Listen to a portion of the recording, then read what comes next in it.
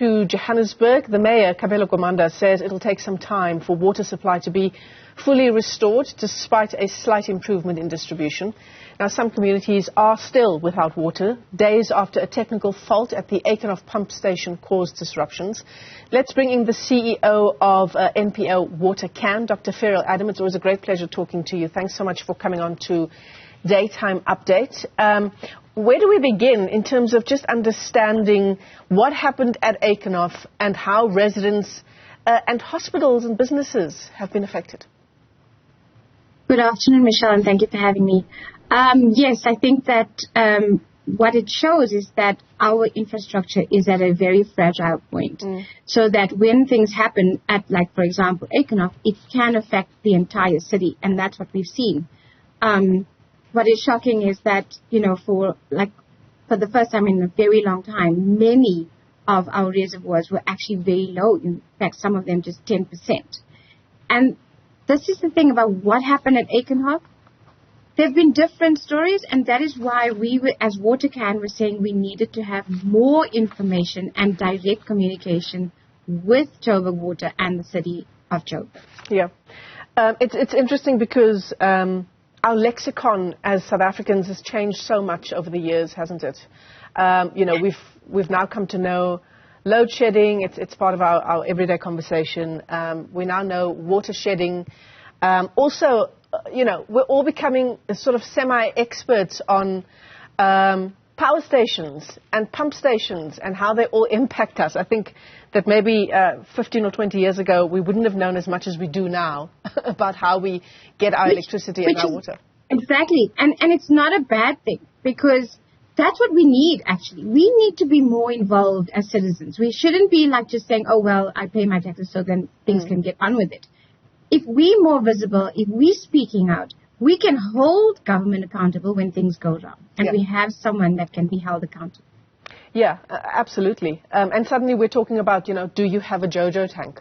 Do you have a borehole? Because supply is so unreliable. So, yeah, I absolutely hear you. It's a good thing. It encourages active citizenry, which is exactly what Watercan is all about, right?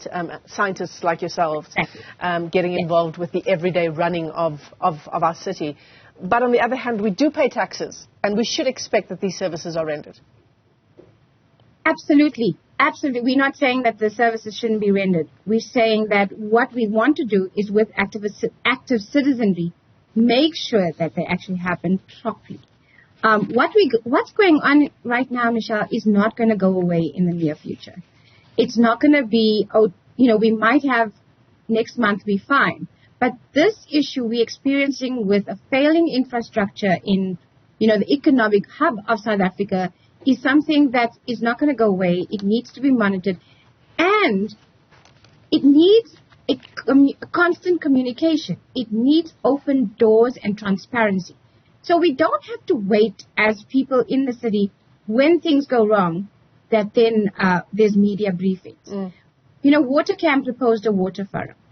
The water forum consists of DWS, Joburg Water, Rand Water. It doesn't have City of Joburg. They haven't attended. They don't seem to be attending. But I think going forward, we can be proactive. So, for example, if there are 1 or 2 or 3 of our, big reservoirs or pump stations that are a problem, why not have site visits? Why not show us what the issues are so that people can understand? You may have retired engineers. You may have other people that think, actually, this is a quick fix. This is an easy problem. I'm not saying that's going to happen all the time, but I do think that this us and them, where government forgets that they're representing people and we vote them in, has to come to an end if we're going to fix Joburg. Yeah, absolutely. The water issue is perhaps a more important issue than the electricity one, right? There are select examples where electricity is a life-saving service, of course, for some people. And we've heard of children passing away as a result of their oxygen tanks, for example, running out of power. But water, so much more so. Absolutely. There's no alternative. Not everyone can afford to go and buy water. And in addition, we need to make sure that we are not governed by water tanks. It should be a smarter measure. It should not become the norm. And even with the water tanks, Michelle, talking about people who are elderly or even, poor health, carrying those buckets and buckets of water to and from the tank to your house is not an easy kind of thing. Yeah. So it shouldn't become the norm. It shouldn't be like, oh, there's a water issue, but we provided 30 tanks in your community. No, we don't want to see tanks. We don't want to have a case where we have one family that dominates the amount of water tanks in Southern Africa. Those must not be the norm. We have infrastructure. Let's fix it. Yeah. In terms of like the technical support that, scientists like yourself, Dr. Adam, can provide in the forum, in the kind of forum that you mentioned, is that a welcomed initiative by government? Is the local government here in Johannesburg open to that kind of conversation, to bringing in external organizations? They probably are, but within their circles.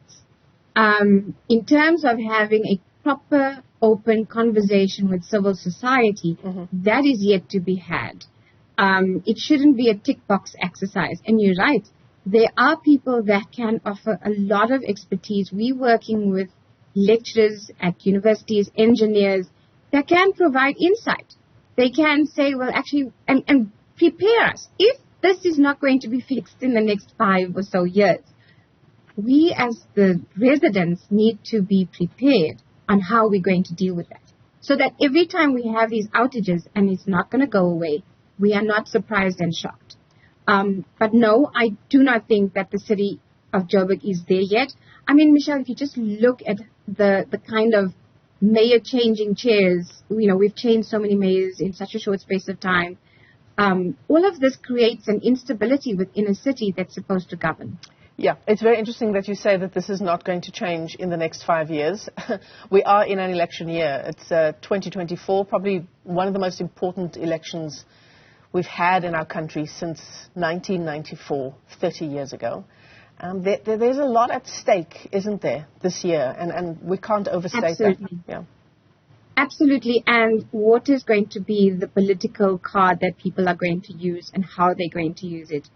And that we must be cautious of that because, that's going to sway votes as well. Any party that says they're going to be able to fix this in a year is lying. They're not going to be able to do that. This issue must bring people together. There's no one party. There's no one political element or political sector. It's not going to be national or local. It's going to take really everybody to get involved and find the solutions. There's no one quick fix here. But also, having said that, I can already see people having their eyes on local government in the next 2 years. So they're going to use this to get to where they want to. And for me, we need to stop politicking about water. We're playing with people's lives. Yeah, absolutely. There have been several analysts who also say it's not 2024 that's important, but the elections at local government level 2 years later that we should have our eyes on. Dr. Ferrial, Adam, let me thank you for your time. And, you talk about any party that says they can fix the water crisis in 1 year is lying. There's some more advice for our viewers and for anyone who's listening. When you take a look at those election mandates, keep a close eye on what's being said on the water issue. Dr. Adam is the CEO of the NPO, Watercan.